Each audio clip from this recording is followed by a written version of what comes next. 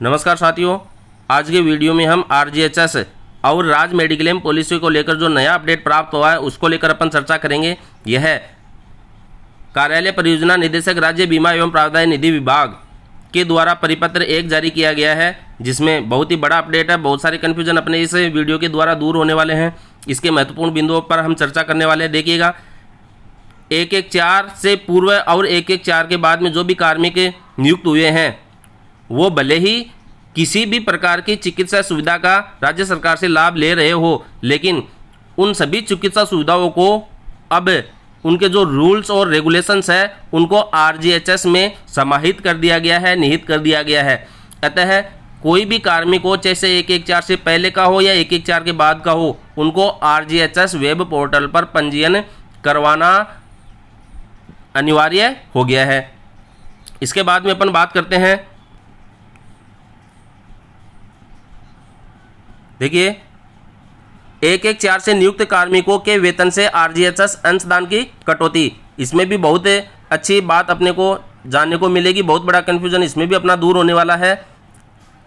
1/1/4 से नियुक्त कार्मिकों को चिकित्सा व्यय के लाभ पूर्व में राज्य मेडिक्लेम पॉलिसी के अंतर्गत प्राप्त हो रहे हैं। वित्त विभाग के आदेश जो 7 जुलाई को आया था, उसमें ही इन कार्मिकों को आरजीएचएस में अंशदान या राज्य मेडिक्लेम का विकल्प दिया गया है। यानी कि कार्मिकों के पास विकल्प है कि वो राज्य मेडिक्लेम पॉलिसी रखे या आरजीएचएस स्कीम ले। स्कीम कोई सी भी ले, यह क्लियर हो चुका है कि उनको आरजीएचएस के वेब पोर्टल पर पंजीयन करवाना जरूरी है। वे कार्मिक जो राज्य मेडिक्लेम को चुनते हैं, देखिएगा बहुत बड़ा अपडेट है, वे कार्मिक जो राज्य मेडिक्लेम को चुनते हैं उनके लिए बीमा धन पूर्व की भांति 3 लाख रुपए का रहेगा और चिकित्सा सुविधा कैशलेस प्राप्त होगी। देखिए, इससे पहले जो अपने को है पूरी फाइल तैयार करके पहले हमें जो भी बीमारी का खर्चा होता था उसको भुगतान करना पड़ता था और उसके बाद में बिल पास होने के लिए जाता था। लेकिन अब यदि कोई कार्मिक राज्य मेडिक्लेम पॉलिसी को चुनता है, आरजीएचएस स्कीम के तहत जो उनकी कटौती निर्धारित हुई है पे मैट्रिक्स के तहत, वो कटौती वो नहीं करवाता है, तो भी उनको राज्य मेडिक्लेम पॉलिसी के तहत जो पहले हमें भुगतान करने के बाद में भुगतान प्राप्त होता था और वो भी हमें पूरा भुगतान प्राप्त नहीं होता था। यानी कि 50 से 70%, 80% अधिकतम भुगतान अपने को प्राप्त होता था। अब यदि आप राज्य मेडिक्लेम पॉलिसी लेते हैं और आरजीएचएस पर पंजीयन करवाते हैं तो आपको जो बीमा मिलेगा वह तो 3 लाख का ही मिलेगा, लेकिन यह अब कैशलेस हो जाएगा। यानी कि आपको कोई भुगतान पूर्व में नहीं करना पड़ेगा। उल्लेखनीय है कि कार्मिक द्वारा आरजीएचएस अथवा राज्य मेडिक्लेम दोनों में से किसी भी योजना को चुनने पर आरजीएचएस वेब पोर्टल पर पंजीयन कराना अनिवार्य है। कार्मिक को इसके लिए परिपत्र के संलग्न विकल्प पत्र अपने आहरण एवं वितरण अधिकारी को प्रस्तुत करना होगा। इस आदेश में नीचे अपन देखेंगे आपको एक फॉर्मेट उपलब्ध करवाया गया है जिसको भरकर आपको अपने डीडीओ को प्रस्तुत करना होगा। वे कार्मिक जो आरजीएचएस अंशदान का विकल्प पत्र भरकर अपने आहरण एवं वितरण अधिकारी को देंगे, उनकी आरजीएचएस कटौती पे मैट्रिक्स की जो कटौती निर्धारित की गई है उसके अनुसार बजट हेड में की जाएगी। इन कर्मचारियों को आरजीएचएस योजना के तहत रुपये 5 lakh cashless indoor day care यानी कि 20,000 रुपये तक ओपीडी। यदि आपको 2 घंटे, 3 घंटे, 4 घंटे, 5 घंटे हॉस्पिटल में एडमिट होने की आवश्यकता हो गई है तो ऐसी स्थिति में इसको अपन डे केयर कहते हैं। इस डे केयर में यदि आपके 20,000 तक का खर्चा होता है तो उसका भी भुगतान आपको कैशलेस के रूप में होगा।